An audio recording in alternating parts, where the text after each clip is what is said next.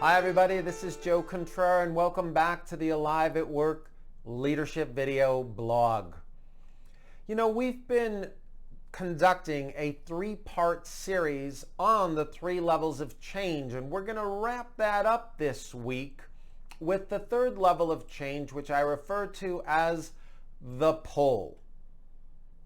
But you know, we started 2 weeks ago with level 1. Level 1 change, which was all about the push. And the push discussed how change was unfolding unconsciously in our lives and moving us forward whether we were conscious of it or not. Then last week we talked about level 2 change, which I referred to as the pain. And we discussed how when we experience pain, that it's a wake-up call for most of us. It wakes us up. It gets our attention. And as a result, we make changes in our lives. But more importantly, we also talked how that pain can be a tipping point that moves us and takes us from being unconscious to a more conscious state of being. This week, we're going to talk about level 3 change, which I refer to as the pull, or otherwise known as your calling, your purpose. Now, this is the highest level of change, and it is the result of a person being fully conscious.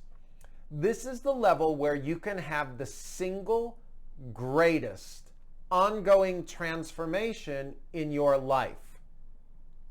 This is where, when we go from unconscious to conscious, we make extraordinary leaps, both in our growth and our development. You're probably sitting there and going, okay, sounds good. How? How do we leverage that wake up, that consciousness to continue the growth forward? Where do I start?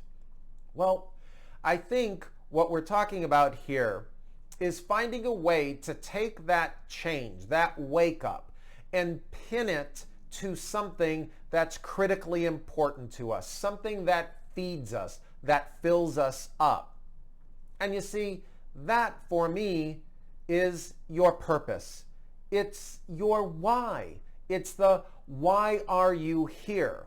Because see, when you can pin or tie changes that you make consciously in your life to a purpose, what it does is it reduces the ebbs and flows that you experience in your life as you go from unconscious to conscious and back to unconscious, or as we refer to, being asleep and being awake. Because when that change is attached to something that brings meaning to your life, all those ebbs and flows diminish exponentially. Now, in order to pin the change that we make in our lives with our purpose, we need to be clear about our purpose. Now, some people think that is such a daunting task. It feels so big that I'm not even going to go there because it's just overwhelming. I guess that can be true, but it can also not be overwhelming if you start small and you build from there. So to me, the first step in getting clarity on your purpose is discovering 3 things. Number 1 is your genius. Number 2 is your brilliance. And number 3 is your calling. Let me explain how these 3 work together. Your genius is defined as your magic. The word genius actually comes from the word genie, which means your magic. It's the what is so unique to you that makes you special, if you will. And it's not things that are difficult. It's things that come easy to you. Some people refer to these as your strengths. And then the second piece is your brilliance. Where do you shine? Where do the facets of your genius, your strengths, reflect your genius to the world? Where are you shining? Where are you being seen for your genius? And the third is your calling. The path to your calling unfolds when you blend your brilliance and your genius together in order to serve a greater purpose, a purpose that's greater than you. And this is critically important. It usually, in fact, almost always has to do with helping or serving others. Let me repeat that. Your calling usually, in fact, almost always has to do with helping or serving others. So, you might be asking, where do I discover my genius? Where do I discover my strengths? Well, I have been using the Gallup folks Strength Finders 2.0 with my clients for 20 years.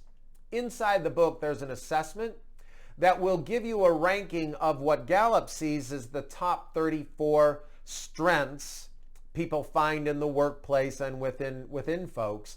And they rank order them for you after you take the assessment. Now, the area to focus on is the top 5 strengths. This is what they refer to, and I am in total agreement with them. This is your DNA. This is a great place to start. So once you uncover your top 5 strengths, the next question is, how are you leveraging these in your work, in your life? Because here's what happens, and here's the thing you have to remember.